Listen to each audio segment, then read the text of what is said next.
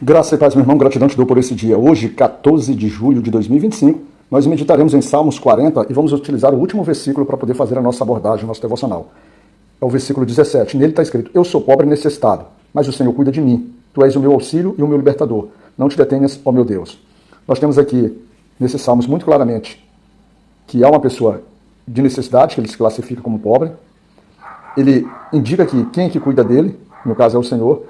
Ele afirma que é este próprio Senhor que cuida dele, é o seu auxílio, porque é o seu socorro, e principalmente é o seu libertador daquelas situações e libertador da sua perversidade, da sua, vamos dizer assim, da sua própria fraqueza diante do pecado. E ele diz, ele pede, ele clama que não te detenhas, ó meu Deus. Esse é um resumo geral de uma coisa que ele apresentou durante todo os Salmos. E os Salmos, ele é valioso. Primeiro que ele é muito bonito nesses Salmos, os Salmos 40, muito bonito. São 17 versículos de uma profundidade intensa, que ele se resumiu nesse versículo 17 que nós lemos. Mas quando a gente vai logo lá no versículo 1, ele já começa, porque na verdade o 17 é o resumo final de tudo que acontece nesses Salmos. Que logo no versículo 1, como nós dizíamos, ele tem assim: esperei com paciência no Senhor, e ele se inclinou para mim e ouviu o meu clamor.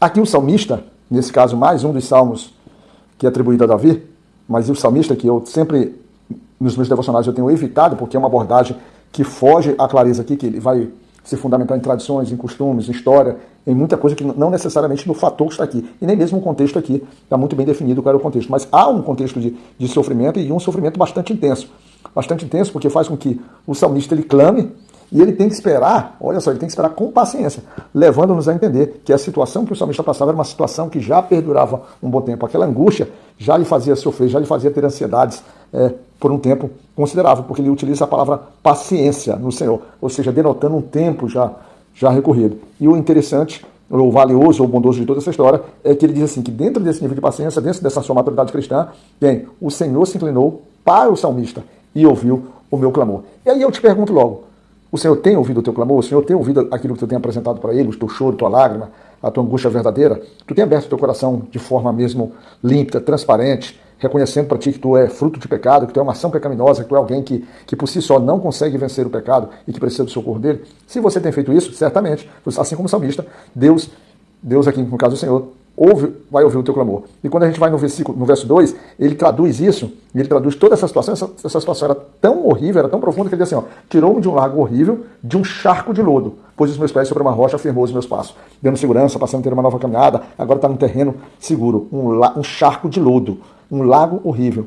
É um sofrimento realmente muito intenso e muito... E vamos dizer assim, e a característica desse salmo é que o salmista, ao dizer tudo isso, ele no versículo 5, ele vai dizer assim: muitas são, Senhor meu Deus, as maravilhas que tem operado para conosco. E os teus pensamentos não se podem contar diante de ti. Eu quisera anunciá-los e manifestá-los, mas são mais do que se podem contar. O salmista está recebendo as bênçãos, está sendo, vamos dizer assim, revigorado, está sendo rejuvenescido, está vencendo os seus desafios, está vencendo os seus medos, está recebendo a mensagem do Senhor. Mas ele diz o seguinte: os teus pensamentos, ou seja, os teus ensinos são tão grandiosos que ele mesmo, ele quer falar desses ensinos, ele quer falar desse pensamento, quer falar dessa obra maravilhosa, mas ele não se vê capaz de ir a tanta coisa que ele diz assim: eu não consigo nem contar. E aí, durante o transcorrer dos Salmos, a partir do versículo 6 até o versículo 10, o salmista ele vai reverenciar agora a gratidão, a perseverança, ou seja, o louvor que ele oferece ao Senhor por estar recebendo esse socorro, por estar recebendo essa presença, pelos ouvidos do Senhor ter escutado as suas preces, e principalmente porque o Senhor se inclina para ele, ou seja, coloca os seus olhos sobre aquele necessitado. E aí ele vai trazer características muito boas. O primeiro aspecto, ele diz assim: olha, Senhor, já dá para perceber, eu já consigo perceber que tanto sacrifício quanto ofertas, que são coisas que estão principalmente ligadas ali em Levíticos, né? E que queremos ensinar Levítico, sacrifícios, ofertas, holocaustos e expiação pelos pecados, nada disso tu quiseste, nada disso tu me reclamaste, mesmo sendo, vamos dizer assim, determinativo isso lá na lei de Moisés. Foi ensinado para que a gente pudesse, durante as adorações, a gente poder te oferecer isso. Eu não fiz isso, eu não tenho feito dessa forma, e ainda assim tu não reclamas para mim. Aí ele diz assim: deleita-me em fazer a tua vontade, meu Deus. Ou seja, passei a ter alegria, passei a ter prazer, passei a descansar.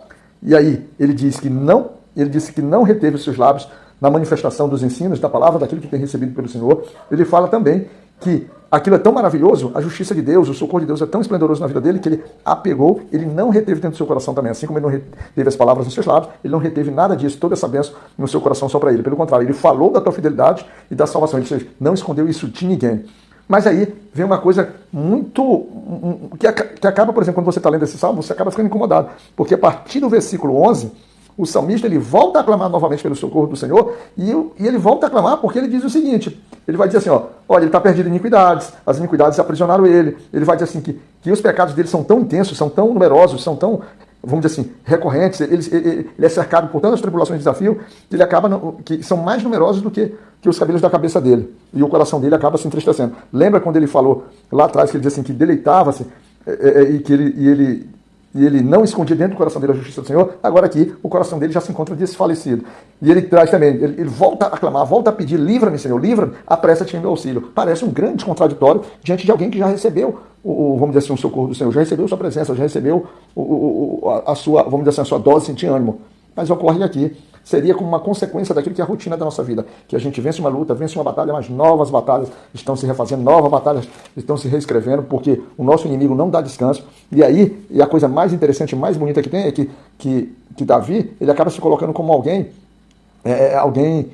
que efetivamente sabe onde buscar esse socorro. Esse buscou socorro no Senhor, diante do seu general, diante do seu rei. Ele não se omite, ele mostra mais uma vez que a fraqueza dele vamos dizer assim, explorada pelo seu inimigo, mas ele tem a certeza que desde lá do começo, quando ele disse que esperava com paciência e o Senhor se inclinou para ouvir as suas preces, as suas necessidades, ele volta dizendo aqui que ele pede novamente para o Senhor o seu socorro e auxílio. E aí nós vamos no versículo 16, ele diz assim, folguem, alegrem-se em ti os que te buscam, diga constantemente os que te amam, a tua salvação, engrandecido seja o nome do Senhor. E é o que ele está fazendo, engrandecido seja, ele está enaltecendo, ele está direcionando as suas necessidades, ele está direcionando o seu clamor, ele está direcionando o seu louvor, a sua alegria, para que o Senhor se faça presente. E o que ele quer dizer é que a todo momento, em todas as necessidades dele, ele sempre vai correr ao Deus que tudo sabe, ao Deus que tudo vê, ao Deus que socorre, ao Deus que supra nossas necessidades, ao Deus que nos ama como Pai.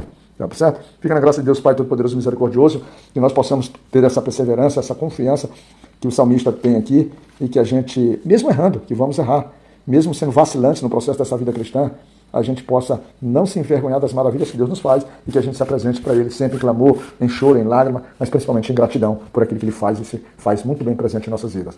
Que Deus nos cuide, meu irmão.